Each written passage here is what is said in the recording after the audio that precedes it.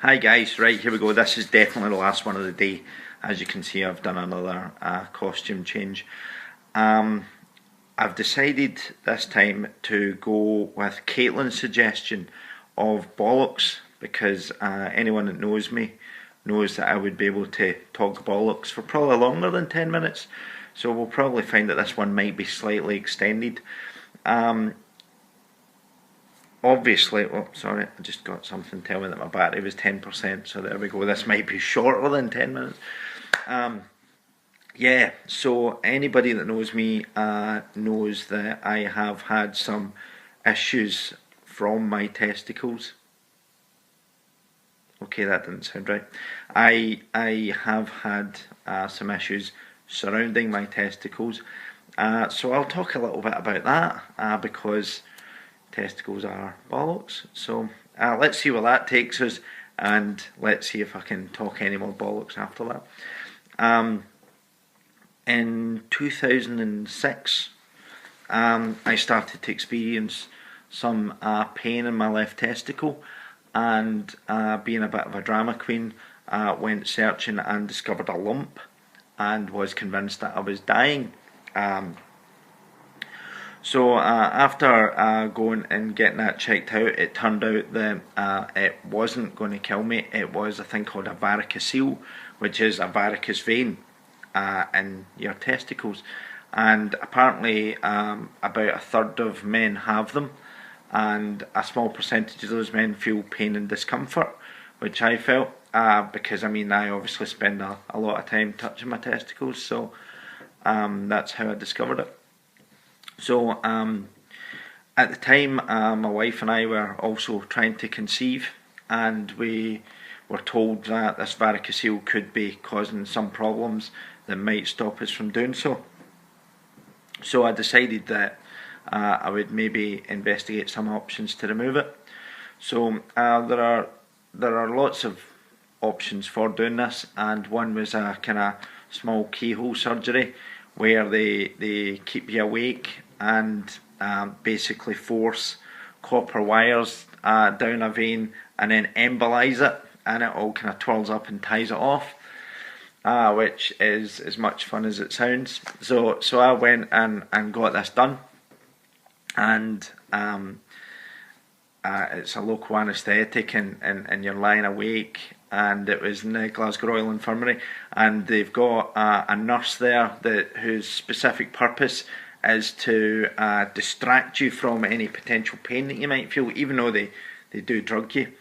And it was painful, I'm not going to lie, but so I was lying there, and I always knew when the pain was going to come, because I would be lying there, and this nurse, who for some strange reason was wearing a nurse's uniform that I think was supposed to put children at ease, it had a picture of a cat, I don't know, anyway, she would just out of the blue say, "So John, what kind of music do you like?"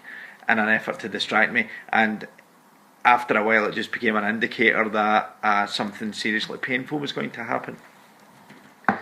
So during the course of this as well, the doctor who was doing his thing also had a screen up, and thought that it might help if I could see what he was doing on this screen, which if anybody ever does do anything with your testicles and you're awake and it's an invasive procedure, even though it's just keyhole surgery, if they do give you the option for you to watch what's being done, just say no. So that was fun, and I got to go home that day, which was nice, and 6 months later the varicose vein represented itself. So I went back to the doctor and said, "Oh, what's the score here?" The doctor said, "Why are you talking like that?" I said, "I don't know." And we decided to look at other ways of doing it. And apparently there was a more kind of butchering type method where they would strip the vein out, but it wasn't really done anymore, and it was very low percentage of people whose varicose vein represented itself after this. So I decided to try and get that done, just on the off chance that it was still affecting my ability to conceive. And went in and this was one, luckily, that they will give you a general anaesthetic for it. So I went in, and this was the 7th of September 2007. Not that the dates kind of branded into my mind in any way, shape or form. But it was just me, went under, and unfortunately I remember the last words that the doctor said, the surgeon said, was, "I've not done one of these in years," and then I lost consciousness, which was probably not the last words that I would like to have heard.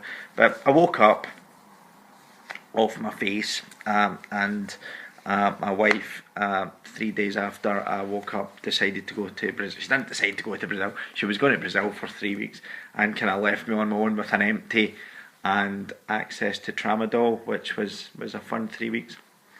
I also went back to work way too early. I was supposed to stay off for some time, and went back to work after a week, not knowing that, and collapsed in the office, which 8 years later I still hear about. People joke about it. They find it amusing that I collapsed in the office. It's quite nice that I can entertain some people. Obviously, we continued trying to conceive, and it wasn't working, and I started to feel pain again, and the varicose vein had represented itself once more. And they went and they did tests, and they said that the only reason that a varicose vein should continue to represent itself was if I had some problem with my kidneys, I think it was. So they checked that out, and it was fine. So I'm some sort of anomaly, and I keep getting varicose veins in my balls. So there you go. No matter how your day's going, just remember that I can just magically make varicose veins appear in my testicles. So one of the side effects of this was that my left testicle grew very large, and at one point, maybe I'm exaggerating slightly, but my left testicle was 6 times the size of my right one, which was fun. I still have a scar, and if anybody ever wants to see that scar, just drop me a message and I'll come round to your house and show you the kind of butcher job that was done on me. It's obviously mixed feelings about it, because we then looked into adopting, and that's worked out very well for us, in that I don't have any offspring that resembles me, so that's really good. That's a positive. The downside being that when I did have the operation, it caused a bit of nerve damage. So I have some nerve damage close to my testicle, which is a ton of fun, and I'm on medication for that, which I never take, because that's how hardcore I am. It just didn't like the way it made me feel. But the varicose vein, as I said, represented itself, and unfortunately there's nothing they can really do about it now, because if they were to go back in, they'd probably just have to take the testicle out. And I already have a work colleague, Craig Lyle, who calls me Johnny One Ball, so I wouldn't want him perpetually slagging my testicles off to turn into some sort of dark prophecy. So I'm definitely not ever going to do that. So there you go. I don't know how entertaining it was to hear me talk about somebody going at it on my balls over a kind of 1.5 year period. I didn't enjoy it. If it's been even remotely entertaining for you, then great. Medication was fun. I was on a thing called amitriptyline, which just turned me into a zombie. So I stopped taking that, and then went on to gabapentin, which is an anti-epileptic. And fascinating fact about gabapentin is that it works. I've never ever had epilepsy, so well done gabapentin. Thanks very much. But also in Canada, apparently gabapentin is used as a social stimulant. So Canadians, rather than taking like fun drugs, go to bars and take a bit of gabapentin, because it makes them just slightly chattier. And one of the reasons that I didn't like gabapentin was that it did make me chattier, and anybody that knows me knows that I already talk way too much, so so I discontinued that. So that was a lot of fun. And I have now just spoke for just over 10 minutes about my boss.